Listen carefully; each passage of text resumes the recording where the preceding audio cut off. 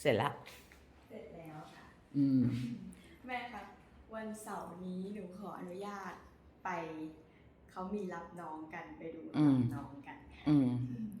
ไปตั้งแต่เช้าเลยแล้วก็กลับมืดใช่ค่ะประมาณไม่รู้ว่ามืดเท่าไหร่แต่ว่าเดี๋ยวจะบอกแม่อีกทีหนึ่งค่ะเพราะมีคอนเสิร์ตด้วย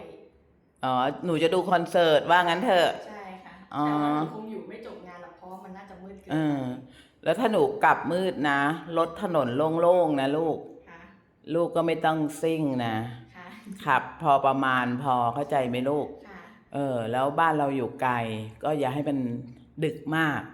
นะขับรถก็ต้องระวังเวลาขับก็ต้องดูให้มันดีๆแล้วไม่ต้องวิ่งแรงมากอะไรอย่างเงี้ยรีบอ่ะเข้าใจไหมลูกโอเคอนุญาตเพราะว่าอะไรบอกล่วงหน้า3 วันเนี่ย3 วันจริง3 วันจริงโอเคค่ะ